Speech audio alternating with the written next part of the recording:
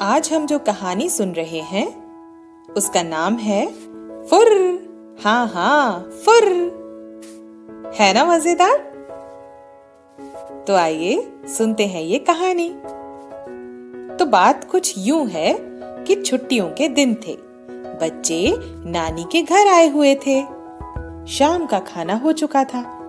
बच्चे दिन भर खेल कूद कर थके हुए थे, लेकिन अभी भी सोने के मूड में कोई नहीं था। तभी नानी ने छत पर से बच्चों को आवाज लगाई। बच्चों ने ऊपर जाकर देखा कि पूरी छत पर बिस्तर लगे हुए हैं। चांदनी रात है और चांदनी सफेद बिछी चादरों पर फैली हुई है। हल्की हल्की हवा चलने से ठंडक सी महसूस हो रही है। यह सब देखकर बच्चों को मजा आ गया।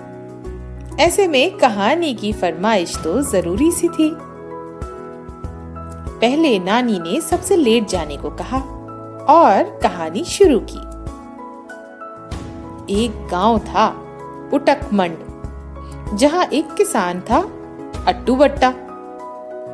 अट्टू बट्टा का नाम सुनकर सब बच्चे हंसने लगे। तो फिर उसने बड़ी मेहनत से फसल उगाई।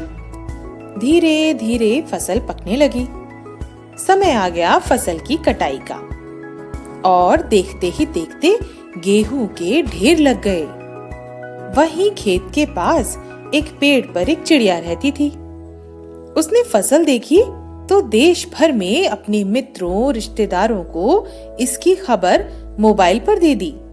साथ ही चिड़िया ने कहा, सब एक साथ मत आना, नहीं तो किसान भगा देगा।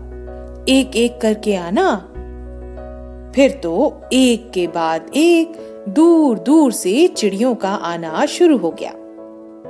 एक चिड़िया अगरतला से उड़कर आई, दिल्ली में बैठी सुस्ताई अट्टू बट्टा के खेत में उतरी और एक गेहूं का दाना लेकर उड़ गई फुर। हाँ हाँ, फुर।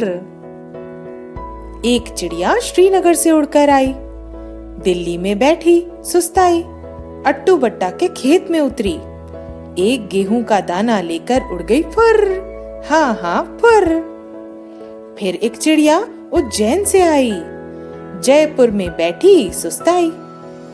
तभी टिंकी उनींदी आवाज में बोली, जयपुर में नहीं नानी, दिल्ली में बैठी सुस्ताई।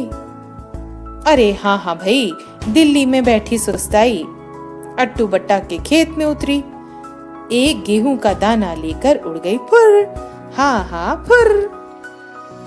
इसी तरह नानी कुछ और राज्यों से चिड़ियों को एक एक कर बुलाती रही और कुछ देर के बाद बोली, एक नदी से मछली आई, दिल्ली में बैठी सुस्ताई अट्टू बट्टा के खेत में उतरी, एक दाना लेकर उड़ गई फुर। हाँ हाँ, फुर।